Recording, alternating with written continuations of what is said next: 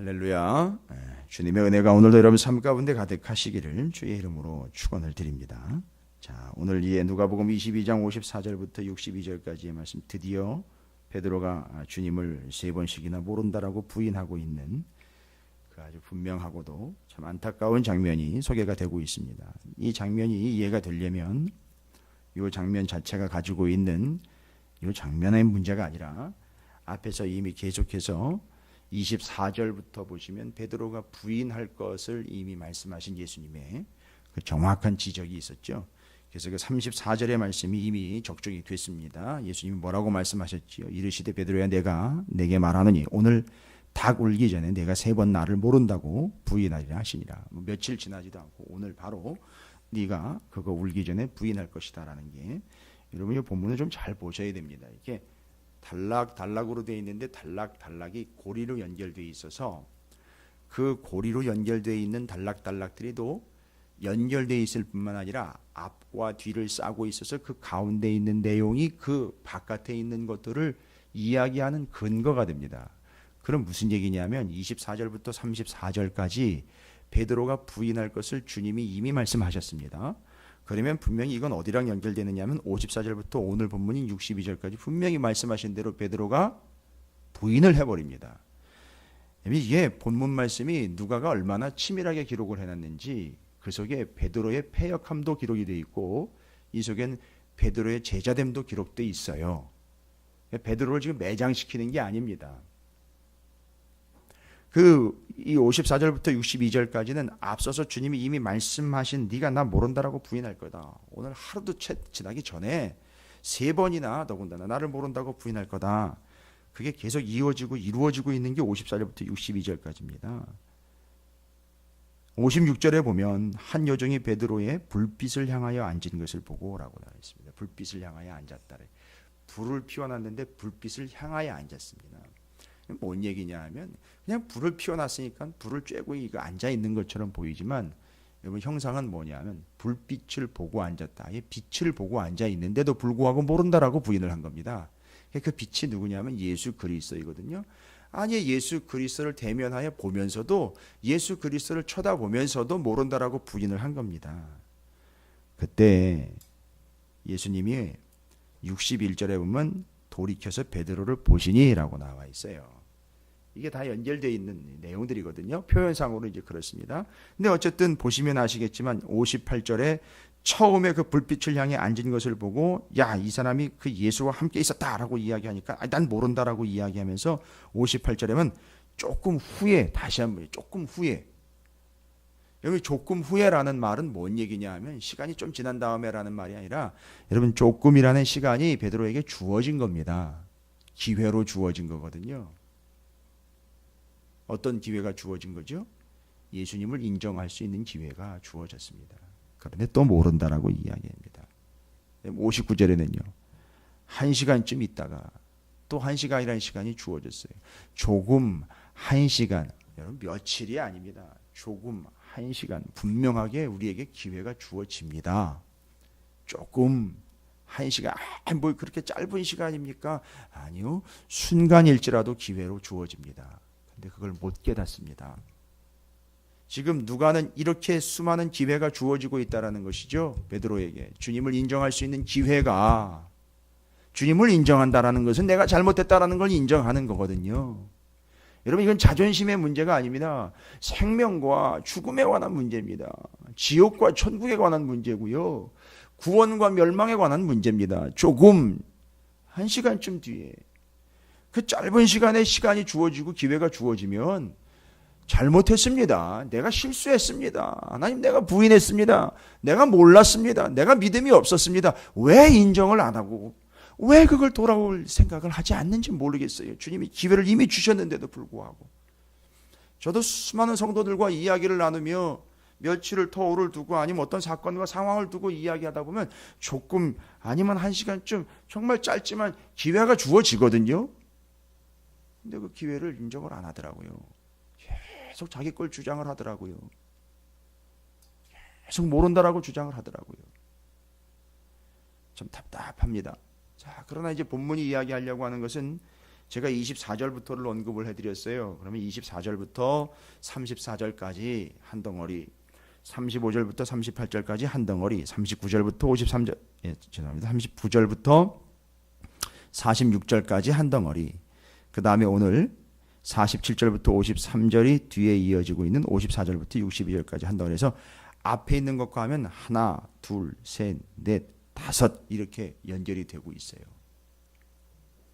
그래서 맨 앞에서는 주님이 너 베드로 나 모른다라고 부인할 거야 라고 이야기하고 있고, 그 중간에 이제 끼어 있는 그 세 개의 이야기, 전대, 배낭, 검, 그 다음에 감람산에서 기도하신 이야기, 잡히신 이야기, 이게 세 개의 단락이 이제 하나의 내용을 구성을 하고 있고, 그 뒤로 직접 실제로 예수님이 너 모를 거야, 모른다라고 나를 부인할 거야 라고 이야기한 결과로서 54절부터 62절까지 오늘 새벽 본문입니다.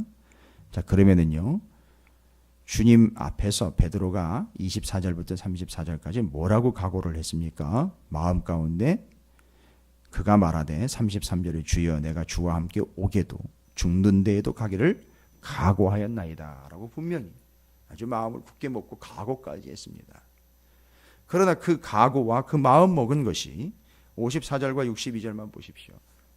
기회가 주어졌어도 절대 부인, 뭐 어떤 상황인지는 무조건 부인, 모른다라고 부인. 그러니까 예수님이 말씀하신 대로 네가 나 모른다라고 3번 부인할 거야라는 것이 그대로 이루어졌고, 베드로의 각오나 베드로가 마음 먹은 것은 이미 날아가 버렸습니다. 각오한 것, 마음 먹은 것 지키지 못했습니다. 뭐 저도 그렇고 성도들도 보면 마음 먹은 건 뭐 해야 되겠다, 뭐 하겠다, 뭐 한 것들은 잔뜩 나옵니다만, 그래서 얘기한 거 지키는 걸 그렇게 많이 본 적이 없어요. 좀 창피한 얘기죠.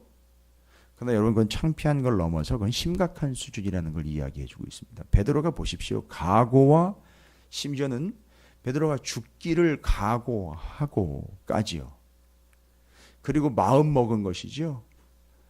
어떤 마음을 먹었습니까? 죽음이 닥치더라도 내가 주님을 모른다라고, 그렇게 주님을 따르는 것을 내려놓지 않겠습니다. 나 주님 끝까지 따라가겠습니다. 뭐 이런 얘기 한 거 아닙니까? 그게 24절부터 34절까지의 얘기예요. 그런데 결론은요, 54절부터 62절까지는요, 아주 보기 좋게 3번씩이나 그냥 거듭 난 모른다, 절대 모른다, 때려 죽여도 모른다, 뭐 이렇게 얘기를 된 거예요. 여러분, 지켰습니까? 못 지켰습니까? 아니, 베드로 얘기하지 말고요. 베드로 얘기하지 말고 내 얘기하자고요. 베드로 얘기하지 말고 내 얘기. 그 다음에 같이 신앙생활하고 있는 우리 주변 이야기 좀 하자고요. 심지어 가족들 이야기까지도 좀 해보자고요. 죽기 길을 쓰고 나는 그렇게 하겠습니다. 나는 무슨 일이 있어도 내가 그렇게 하겠습니다. 그래서 불신 문화가 조장이 된 것 같기도 하지만, 말로 뭐 하겠다 각오 아닌 각오 엄청나게 난발이 됩니다.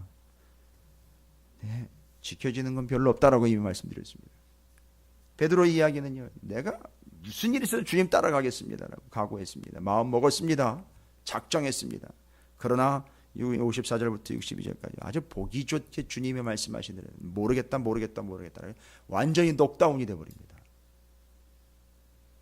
그게 바로 너 부인할 거야 라는 이야기와 실제로 부인하는 이야기가 양 사이드로 있으면서 그 가운데 무슨 얘기가 있느냐 하면, 주님이 감난산에 올라가 기도하시는 이야기와 잡히시던 날 그 전대, 배낭과 검 이야기와 한 쌍으로 이루어지고 있는 칼과 검과 몽치가 난무하는 상황에서 베드로의 칼, 뭐 제사장의 군사들의 검과 몽치, 그리고 예수님이 그 혼란스러운 와중에 뭐를 이야기하셨느냐 하면 겉옷 팔아서 검을 마련해라라는 이야기. 여러분께서 겉옷 팔아서 검 마련하라는 이야기가 실제로 칼 준비해라라는 이야기가 아닌, 뒤에 47절부터 53절의 말씀, 정말로 칼과 검과 몽치가 난무하고 있는 이 세력 다툼의 상황에서 칼로 귀를 잘라낸 걸 예수님이 손으로 이어주신 것, 이야기하면서 내가 성전에서 가르칠 때에는 손을 못 대다가 이제 나를 잡으러 왔느냐? 이제 너희가 바로 성전에서 내가 말씀을 가르칠 때에는 그 권위엔 꼼짝도 못하더니만 이제 때가 왔느냐 하면서 나를 잡으러 왔냐라고 질문을 하실 때 그 이야기, 검과 몽치 칼 이야기는 실제로 칼싸움을 이야기하는 게 아니라 말씀의 검의 권세와 그것의 단호함에 대한 이야기를 말씀하고 있는 거다라는 것을 전대와 검 배낭 이야기에 이어서 기도 이야기 가운데 끼어 있고 47절부터 53절에 다시 한번 성전에서 말씀 가르칠 때 내 권위에는 꼼짝 못하더니 이제 너희들이 소위 말하는 니들의 세력 권력이라는 걸 검과 몽치를 가지고 나를 잡으러 왔느냐? 그러나 잡아가라. 왜죠? 그래야 말씀이 이루어질 테니까. 여러분 진 겁니까? 그게 검의 진 겁니까? 몽치의 진 겁니까? 아니요. 잡아가라. 말씀이 이루어지더라. 그 검이 이기는 겁니다. 말씀의 검이 이기는 겁니다. 그래서 여러분 너 나 부인할 거야? 아이 절대 안 할 겁니다. 나는 주님 죽어라 하고 따라갈 겁니다. 새벽닭 새벽닭이 울기 전에 3번 부인해 버렸습니다. 그 중간에 무슨 이야기가 끼어 있습니까? 감람산에 올라가 예수님이 기도하시네. 깨어서 기도해라. 시험에 들지 않게 기도해라 라고 이야기하는 것과 너희들이 내가 말씀으로 가실 때 그 권세와 권위 앞에 꼼짝도 못하더니 이제야 나를 잡으러 왔느냐? 그러나 잡아가라. 말씀대로 이루어진다. 그 말씀의 권위와 단호함에 대한 이야기죠. 그 예언과 실제로 베드로가 모른다라고 부인한 사건 사이에 뭐와 뭐에 대한 이야기가 끼어 있다는 얘기죠. 말씀과 기도에 대한 이야기가 사이에 끼어 있는 겁니다. 이건 뭘 얘기하는 겁니까? 이건 의도적인 배치입니다. 우리가 우리 멋대로 그냥 우리식으로 기도하다가 필 받으면 그걸 깨달음으로 받는 그런 말씀이 아니라 주어진 대로 기록된 대로 받아야 되는 거죠. 여러분 베드로가 왜 그렇게 일서의 각오를 했음에도 불구하고 그 불빛 앞에서 계집종 그 지적 앞에서 사람들의 지적 앞에서 잠깐 뒤에 1시간 뒤에 기회가 주어졌음에도 불구하고 계속 나는 예수를 모른다라고 부인하면서 그때 그 각오와 그 다짐이요 얼마나 창피합니까? 요즘 애들 말 말따나 정말 얼굴 팔리는 일 아닙니까? 이게 그냥 단순히 창피한 일이 아니라 인간 교체가 완전히 쓰레기가 돼버리는 거 아닙니까? 내가 이렇게 하겠다 저렇게 하겠다라고 그냥 각오를 남발했는데 지켜지는 건 하나도 없이 완벽하게 무너져 버리는 거예요. 목사 앞에서도 수없이 각오하며 결단합니다. 저도 하나님 앞에 십자가 앞에서 수없이 각오하고 결단합니다. 그러나 한두 번 무너지는 게 아니에요.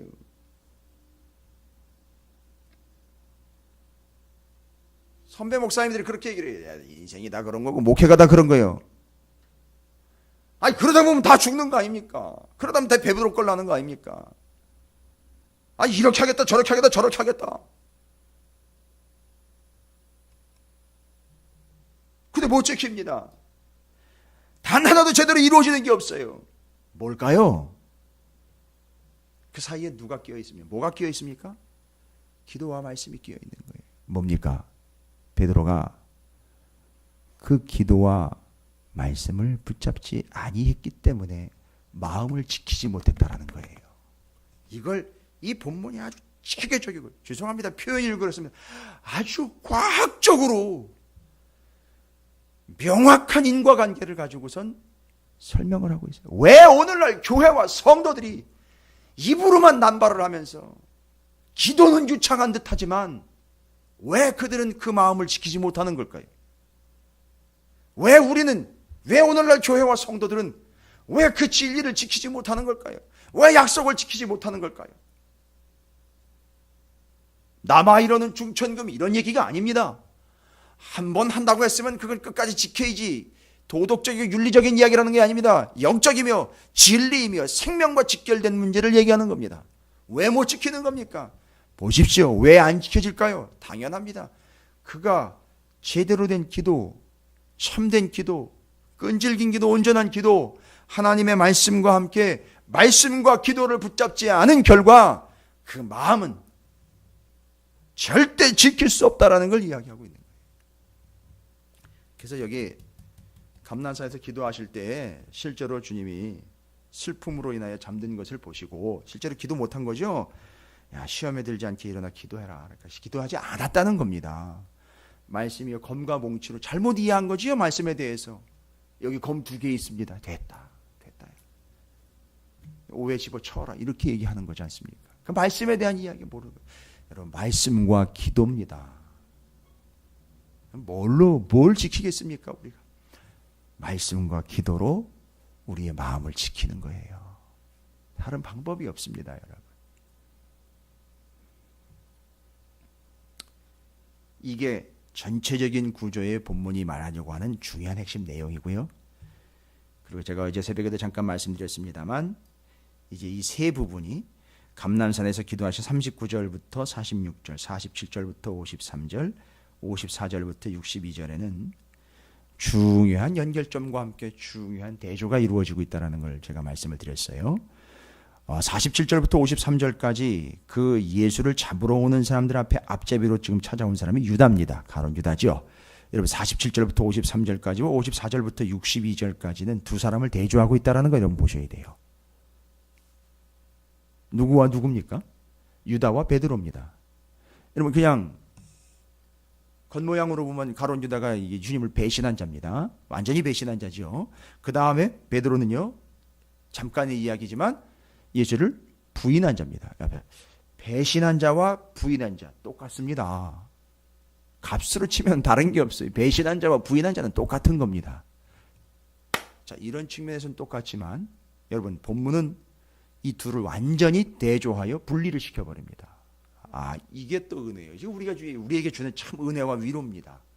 여러분, 우리는 배신자요, 부인하는 자입니다. 언제든지 그래요. 뭐 각오했고 결심했고 결단했는데 그걸 지켜내는 적이 없습니다. 여러분, 그거 부인하는 거죠. 그거 배신하는 거 아닙니까?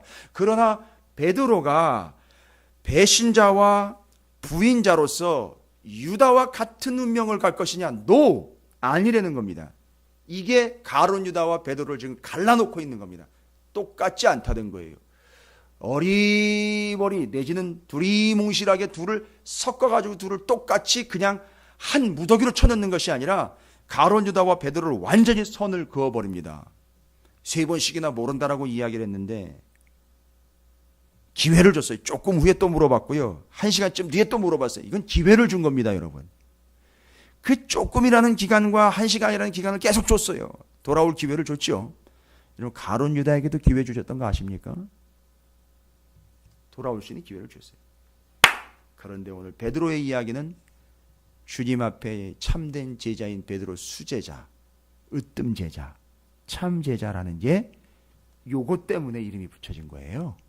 일을 너무너무 잘해가지고 예수님을 보좌를 잘했기 때문에 수제자가 아니고요.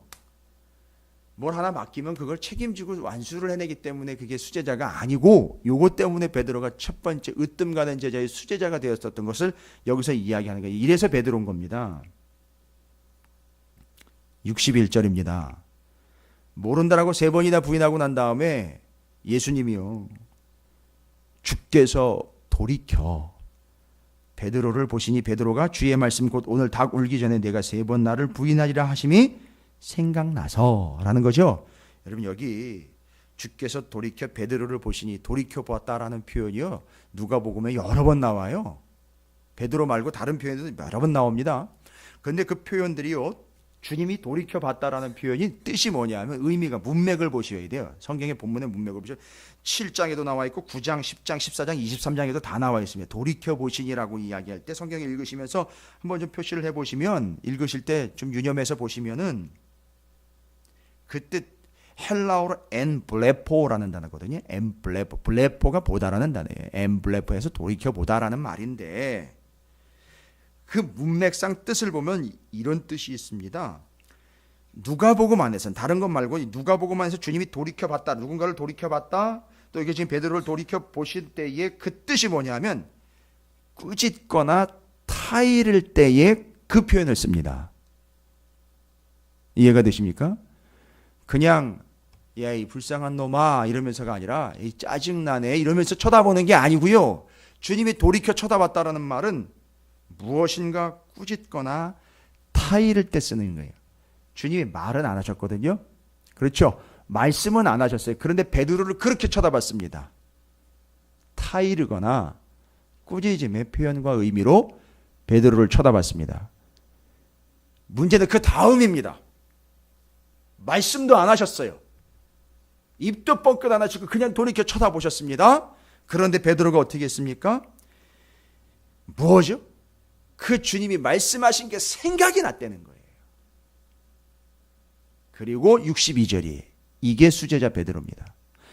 밖에 나가서 심히 통곡했다라고 나와 있어요. 뭔 얘기입니까?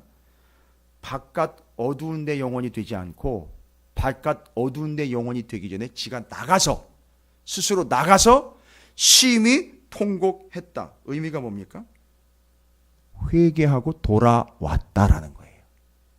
회심과 돌이킴을 얘기하는 거예요. 누가복음이 계속 얘기한 게 뭡니까? 제자의 회심, 돌아옴입니다. 버려두고 따름이에요. 이걸 베드로가 지금 완벽하게 수행을 해내고 있다는 걸 보여주고 있는 거예요. 그래서 베드로가 수제자인 겁니다. 이게 가룟 유다와 완전한 대조를 이루고 있는 겁니다. 배신과 부인 같은 동유로 가는 것이 아니라 가룟 유다와 베드로가 완벽하게 다른 운명을 타고 가고 있다는 것을 정확하게 기록을 하고 있는 겁니다. 베드로가 뭐 한 겁니까? 즉각 회개, 즉각 회심. 돌아버린 거예요. 3번이나 모른다고 그렇게 시간도 줬고 1시간쯤도 줬는데 그때 돌아오지 않다가 주님의 그 돌이켜 바라보신 그 꾸짖으심과 타이르심의 눈빛을 보고 생각나서 바로 돌이켜 회개하여 돌아왔다. 이게 참된 제자다. 이걸 선포하고 있는 겁니다. 그래서 본문 말씀은 2가지를 이야기하는 거죠. 첫 번째, 왜 그 마음을 지키지 못했는지에 대한 분명한 근거로 말씀과 기도 없는 삶 100이면 다 무너지고 쓰러지고 넘어진다라는 것이고, 그리고 가룟 유다와 베드로의 대조에 비유해서 뭐를 이야기한다고요? 즉각적인 회개와 회심으로 버려두고 따름이 참된 제자의 도리라는 것을 베드로를 통해서 완벽하게 보여주고 있다. 베드로가 참 제자다라는 것을 보여주고 있는 것입니다. 여러분, 이 2가지 사실을 오늘 본문을 통해서 여러분이 여러분에게 적용하시고 꼭 여러분의 삶과 여러분의 신앙에 분명한 근간으로 세워놓으시기를 주님의 이름으로 축원을 드립니다. 제자도와 그 마음을 지킬 수 있는 유일한 방법으로 말씀과 기도. 그래서 이 새벽에 반드시 말씀과 기도가 가는 겁니다. 그래서 혼자 기도하시는 것도 좋지만 말씀과 기도가 같이 가야 뭘 지킬 수 있다? 기도 시간은 지킬 수 있으나 마음과 그 뜻을 지키는 방법은 말씀과 기도 외에는 방법이 없습니다. 그리고 그 기회가 주어졌을 때에 바로 돌이켜 버려두고 따름이 제자도의 참된 도리라는 사실 잊지 마시고 여러분이 주님의 참된 제자, 말씀과 기도하는 제자가 되시기를 주님의 이름으로 축복합니다. 오늘 말씀을 기억하시면서 주의 이름을 크게 한번 부르시고 통성으로 기도함으로 오늘 한 날을 또한 말씀과 기도로 시작합니다. 기도하겠습니다.